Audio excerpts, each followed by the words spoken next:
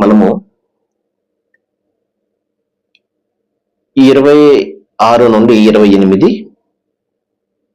ఈ వాక్యాలు తెలుసుకుందాము. సృష్టి ప్రభు అల్లాహ్ దైవం ఈ విధంగా తెలియజెప్తున్నాడు. فأين تذهبون إن هو إلا ذكر للعالمين لمن شاء منكم من يستقيم وما تشاءون إلا أن يشاء الله رب العالمين. మహాశిలారా, మీరు ఎటువైపు పోతున్నారు? ఇది సకల లోకాల వారి కొరకు ఒక హితబోధ. మీలో రుజుమార్గం నడవదలిచినటువంటి ప్రతి వ్యక్తి కొరకు. అయితే సకల లోకాల ప్రభు అయినటువంటి అల్లాహ్ తలంచినంత వరకు మీరు తలచినంత మాత్రాన ఏది కూడా జరగదు. మహాశిలారా, సృష్టి ప్రభు ఇక్కడ తన ప్రవక్త ద్వారా ఒక మాట చెప్తున్నాడు. ఇంత స్పష్టమైనటువంటి సందేశాన్ని అందిస్తున్నప్పటికీ కూడా, ఇంత క్లియర్ అయినటువంటి ఇంత సందేశాన్ని మరి తేటతెల్లం చేస్తూ ఉన్నప్పటికీ కూడా మీరు ఎటువైపు మరలిపోతున్నారు? సత్యం వైపునకు కాకుండా సత్యానికి దూరంగా ఎలాగ పోగలుగుతున్నారు? మీరు ఏ విషయాన్ని మీరు తిరస్కరించగలుగుతున్నారు? మీ జీవితాన్ని తిరస్కరిస్తారా? ఈ సృష్టిని తిరస్కరిస్తారా? మీరు కళ్ళ ముందు అనుదినం కూడా చూస్తూనే ఉన్నాం కదా. కళ్ళ ముందు అనుదినం కూడా ప్రతి ఒక్కరు చాలా మంది చనిపోవడం మనం చూస్తూనే ఉన్నాం కదా. మనం కూడా స్వయంగా ప్రతిరోజు నిద్రపోతున్నాం కదా, తిరిగి లేస్తున్నాం కదా.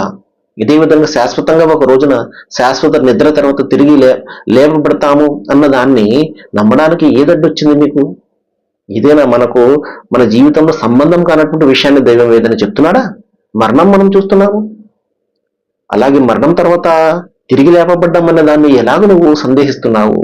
నువ్వు ప్రతిరోజు చచ్చిపోయి తిరిగి లేస్తున్నావు కదా. నిద్ర అనే ఒక తాత్కాలికమైనటువంటి మరణం నుండి తిరిగి లేస్తున్నావు కదా. అదేవిధంగా మరొకసారి లేపబడతావు. మరి ఎలాగ నువ్వు మరి ఎటువైపు మరలిపోతున్నావు? ఇది సకల లోకాల ప్రభు అయినటువంటి దైవం ఎవరో ఇచ్చింది కాదు.